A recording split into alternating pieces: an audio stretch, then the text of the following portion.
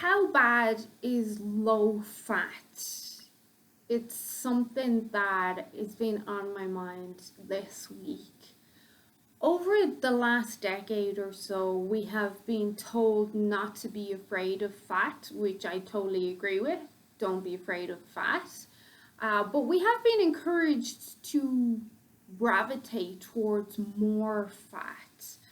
And as a consequence of that, we seem to be not only having the worst obesity epidemic ever, we're seeing people with more cholesterol issues, more diabetes, more Alzheimer's, and more gallbladder and gut issues as well. I feel like with the whole ketogenic trend, which it seems now it was a trend because people did it for the last 7 to 10 years, and now there's a lot of people stepping away from it, even health professionals. You may know some, there's pretty famous health professionals now not turning their back on a ketogenic lifestyle, but changing their advice and stepping back a bit from it.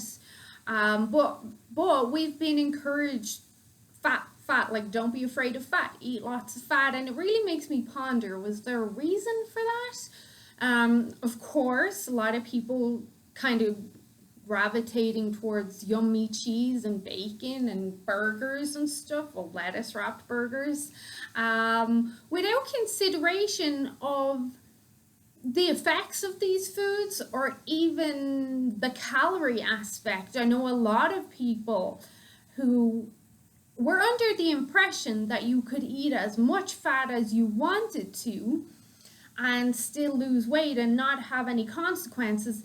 There's a small percentage of people that, yes, this may be relevant to, but a lot of people know, like, you overeat anything, too many calories of anything is going to cause you to gain weight. Like, calories is a unit of measurement, and fat has got 9 calories per gram of fat, whereas carbohydrates is 4 calories per gram.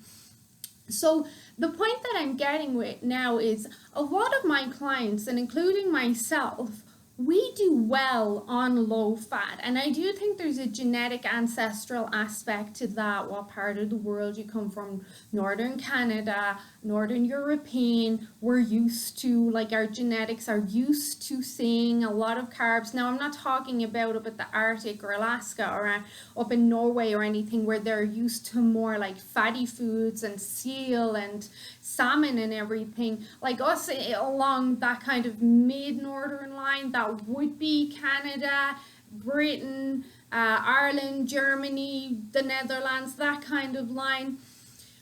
I see that we do better with higher carbs and protein, and then a small amount of fat.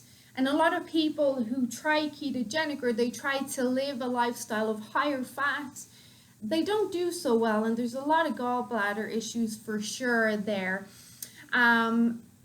Some people, like, there's always the exception. I have some clients and they just do great on higher amounts of fat and lower carb, and like, they do really well, but other clients may not see results unless we monitor their fats. So fats are very important, like really important. You need fats for vitamin D utilization. You need fats for your vitamin A and vitamin E for your skin health, your hairs, your hair, your eyes, your brain. Fats, like essential fats, omega fatty acids, really good fats like avocado, extra virgin olive oil. They're really good for female health, for not just our hormones, but our uterine lining, the cervix, the canal. They help to stop tissue degradation and breakdown. They help with lubrication, like help keep beautiful skin as we get older. Like, fats are very important. We do not want to eliminate them completely, but for some of us, we might want to watch the amount that we're having each day. Now, I see usually most women that I work with, a good range of fats is 30 to 40 grams a day, where I can still get those good fats in the avocado, the extra virgin olive oil, the salmon, the essential omega-3s, some good dark chocolate, a little bit of saturated fat. I primarily focus on monounsaturated fats, and then my EPA and DHAs, and then a small amount of saturated fat, maybe from some yogurt or cheese or grass-fed beef or wherever you want to get that from.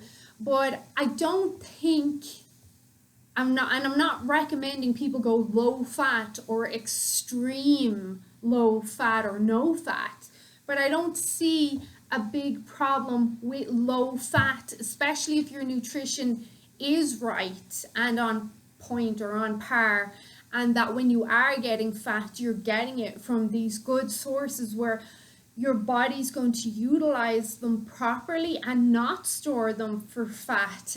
And it does give people a little bit more flexibility around carbs, because lower fat can mean you get a little bit more grace when it comes to carbs as well.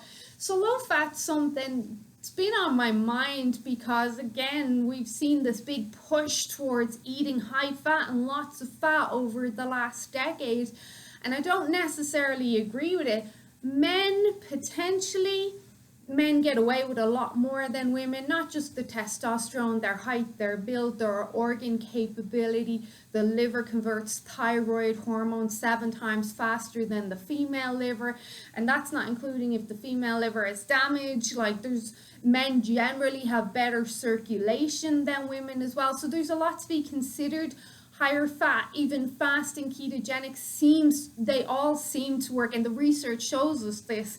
They work better for men. Some women, again, they're great for, but a lot I notice not so much. Now, like I said, there's the exceptions. There's some genetic traits. There are some of my clients that are more from along the Mediterranean. There's all these different scenarios. Mediterranean, that line there, seems to do better with high carb and very low fat, just enough to get the essentials. Then we've got our northern friends who, Alaska, Norway, Finland, Sweden, Denmark, Greenland, all of them, they do great with high fat and low carb. That's that ancestral genetic lineage. Their bodies, their genes, they're used to seeing this. I'm not saying go do one thing or the other, but I am saying this is something to consider. I don't think we should be afraid of low fat, but you don't want to go very low fat and high carbs. For one, you'll get wrinkles. You don't want wrinkles. You want to have nice skin. You want to look good. You want to be healthy and look good.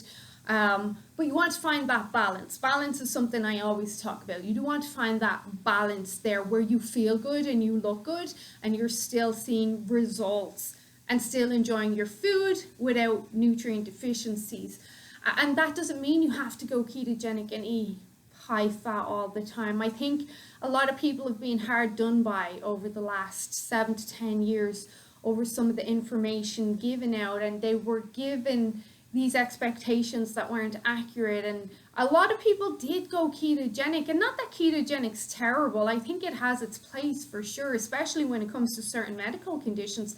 But a lot of people, they tried ketogenic, and I know a few people that gave themselves insulin resistance, but a lot of people that gained as well. And then because they felt like they were missing out so much on the foods they really do enjoy, say around Christmas or on vacation, that when they did have those foods, they ended up like binging and overeating.